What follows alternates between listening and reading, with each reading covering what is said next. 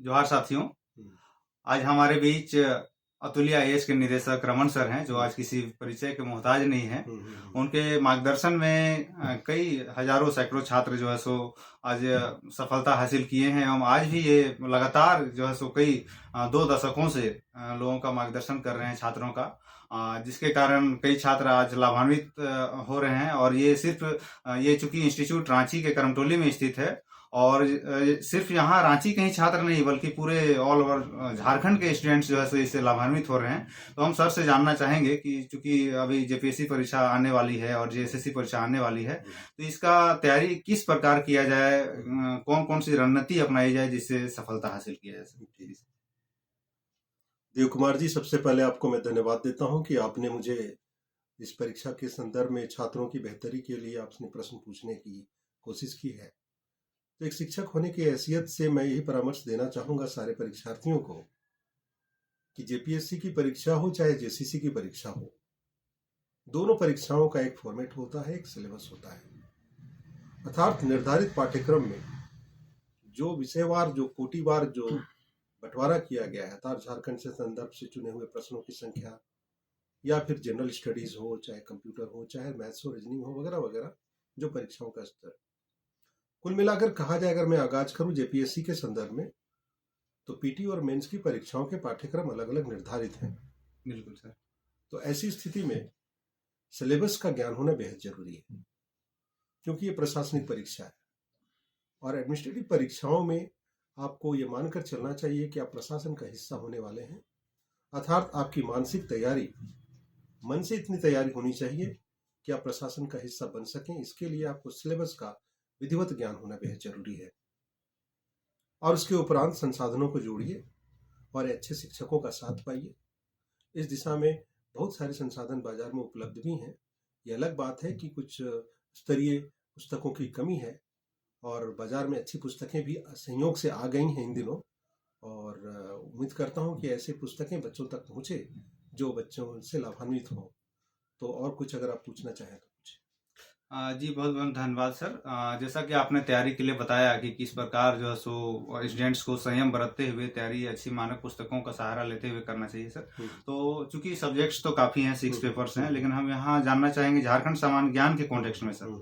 चूँकि उससे 110 क्वेश्चंस पूछे जाते हैं जो है सो, तो उसका वेटेज बहुत ज़्यादा हो जाता है मेंस परीक्षा में भी, यहाँ तक कि इंटरव्यू में भी हमने देखा है कि झारखंड बेस्ड ही क्वेश्चन पूछे जाते हैं मैक्सिमम। क्योंकि ये होम स्टेट हो जाता है, चूंकि यहाँ एडमिनिस्ट्रेशन का हिस्सा बनना है। तो सर कैसे झारखंड सामान्य ज्ञान को अच्छी बेहतर तैयारी कर सके, इस पर आपके मार्गदर्शन दें।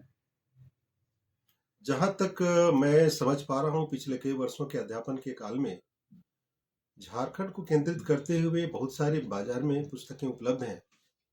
ये अलग बात है कि सतही ज्ञान वाली पुस्तकों की संख्या बाजार में इन दिनों भरी पड़ी है, जो अच्छे कलेवर में दिखती जरूर हैं, लेकिन उसके संदर्भ में जो सूचनाएं अंकित हैं वो कभी कभी भ्रमित करती हैं। क्योंकि हम जैसे शिक्षकों की दृष्टि जाती है उन पुस्तकों पर, तो कभी कभी हमें लगता है कि वो नए छात्र जो इस पुस्तक के लाभार्थी होने वाले हैं, उन्हें शायद वो गुणवत्तापूर्ण या फिर कहा जाए तो एक कंक्रीट इंफॉर्मेशन उन पुस्तकों से मिल नहीं पाता है। ऐसी स्थिति में इन दिनों एक पुस्तक के रूप में जो संयोग से देव कुमार जी आज मेरे संयोग से हमारे पास आए हैं, तो मैं इनके द्वारा एक रचित पुस्तक को मैं देख पा रहा हूँ और संयोग से पुस्तक है आज मेरे पास, मैं छात्रों तक पहुँचाना चाहूँगा।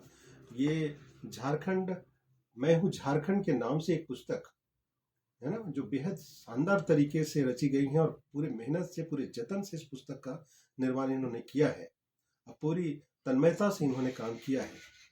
तो इस पुस्तक के मैं पन्ने पन्ने को मैं देख पा रहा हूँ, तो मुझे लगता है कि इस पुस्तक में वो सारी चीज़ें समाहित हैं जो किसी भी छात्र, जो चाहे वो पहली बार झारखंड को जानने की ख्वाहिश रखता हो, चाहे वो सभी अभ्यर्थी जिन्हें झारखंड के बारे में ज्ञान हो लेकिन क्रमवार ज्ञान नहीं हो, उसमें ये पुस्तक उनके लिए गागर में सागर भरने का काम करती है। तो मैं जितने भी गंभीर छात्र, उनसे मैं परामर्श दूंगा कि इस संदर्भ में आप इस पुस्तक को अध्ययन करें और इससे लाभ उठाएं। और कुछ पूछना चाहते हैं? जी सर, आपने इस पुस्तक के बारे में प्रकाश डाला, चूँकि हमारे पास भी फीडबैक्स काफ़ी स्टूडेंट्स के लगातार आ रहे हैं मेल के माध्यम से, व्हाट्सएप के माध्यम से। तो सर कुछ चीज़ों को आपसे भी मैं सलाह लेना चाहूँगा। जैसे कि बहुत सारे लंबे समय से यदि किसी गलत आंकड़े को अगर हम पढ़ रहे हैं, तो स्टूडेंट्स का मन में बैठा रहता है कि नहीं वही सही आंकड़े हैं। जैसे कि मैं छोटी-छोटी बात बताना चाहूँगा कि सबसे बड़ा राष्ट्रीय राजमार्ग कौन-सा है? तो 33, यहाँ तक कि होर्डिंग्स भी अभी हटे नहीं है, लेकिन वास्तव में ये 2018 से, वर्ष 2018 से ही ये चेंज होकर NH20 हो चुका है। जी, जी, जी। फिर उसी तरह सर हमने देखा कि जो फीडबैक्स हमारे पास मेल आए हैं, प्रत्येक जिला का क्षेत्रफल के बारे में अलग-अलग पुस्तकों में अलग-अलग आंकड़े हैं। लेकिन हमारा तो मानना यही है सर कि 24वां जिला का अगर क्षेत्रफल को अगर जोड़ दिया जाए तो वो झारखंड के क्षेत्रफल के बराबर यदि आ जाता है तो वो सही होगा सर। और हमने चूंकि गजट के माध्यम से उसका प्रयोग किया है, लेकिन फिर भी लोगों में ऐसी थोड़ा भ्रांतियां हो जाती है कि नहीं इस पुस्तक से नहीं पूछेगा, परीक्षाएं में वैसी पूछी जाती है। जैसे कई बार ऐसा भी देखा गया है सर कि क्वेश्चन जो है so out of the box, मतलब आउट ऑफ द बॉक्स नहीं बोलेंगे, मतलब ट्रेंड से हटके जो चीज है फैक्ट्स में उससे भी अलग पूछ दिए जाते हैं परीक्षा में, तो जिससे लोग कुंठित हो जाते हैं। तो वैसी स्थिति में हमें क्या करना चाहिए सर इस पुस्तक में और बेटर करने के लिए?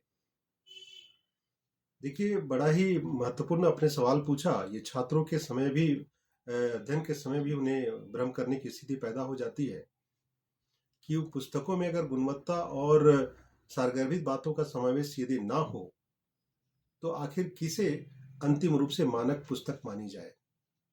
ऐसी स्थिति में जितना मैं अध्ययन कर पाया हूँ इस पुस्तक को, मैंने ये पाया कि इसमें उन तमाम बातों का जो पुरानी जानकारियां हैं उन्हें संशोधित रूप से और परिष्कृत रूप से प्रस्तुत करने की बेहतरीन कोशिश की गई है। और इसके लिए देव कुमार जी, मैं आपको धन्यवाद देता हूँ कि आपने ये साहस किया है और बेहतर नए छात्रों तक अपनी बातों को, है ना, सही ऑर्डर में पहुंचाने का प्रयास किया है। तो मुझे लगता है कि जिन विषयों को आपने उठाया कि जो सूचनाएं आज से 2 साल 3 साल पहले दर्ज थी और उन्हें यथावत कायम रखा गया है, तो वो यदि परीक्षा में पूछा जाए तो अब परीक्षाओं में परीक्षकों के पास जो है ना, वो प्रश्न पूछने का अंदाज बदल गया है। अब वो परंपरागत तरीके से प्रश्नों का चयन नहीं करते, अर्थात ऐसी स्थिति में उन नवोदित प्रश्नों पर भी उनकी दृष्टि जाती है।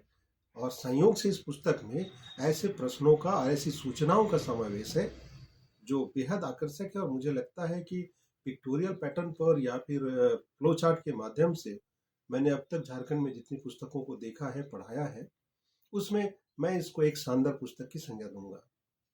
तो इस पुस्तक को मैं चाहूँगा कि वो तमाम छात्र जिन्होंने झारखंड को जिस रूप में भी समझने की ख्वाहिश रखी हो, उनके लिए पुस्तक रामबाण साबित होगी।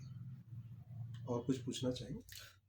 जी बहुत बहुत धन्यवाद सर। और हमारा भी ये आग्रह होगा कि रमन सर के मार्गदर्शन में आप लोग भी अधिक से अधिक लोग जुड़ें, एटलीस्ट कम से कम इनका जो है सो वीडियो को देखें, ताकि आपको इसका क्वालिटी आपको समझ में आएगा और उसको अधिक से अधिक स्प्रेड आउट करें। चूंकि कोई अगर शिद्दत से अगर मेहनत करते हैं, कई रातें गुजारते हैं, अगर आप लोगों के लिए जो है सो अकेले रातों में आपसे बात कर रहे हैं, अच्छी वीडियो बना रहे हैं, एटलीस्ट आज के डेट में सर हमने पाया स्टूडेंट्स में कि उनमें लिसनिंग कैपेसिटी कम होती है, मतलब सुनना नहीं चाहते हैं, वो पका पकाया सोचते हैं। तो जैसे ही आप, जैसे चूंकि इनका मैं वीडियो अक्सर देखता रहता हूँ, तो अगर आप में सुनने की कैपेसिटी अगर डेवलप हो जाती है तो आप में राइटिंग स्किल्स भी धीरे धीरे ऑटोमेटिक वो डेवलप हो जाएगी। तो इसलिए मेरा रिक्वेस्ट है कि आप अच्छे अगर चीज पाना चाहते हैं तो अच्छे मेंटर का सलाह लें, अच्छे मेंटर के मार्गदर्शन में रहें। आप निश्चित ही सफलता आपके कदम चूमेगी।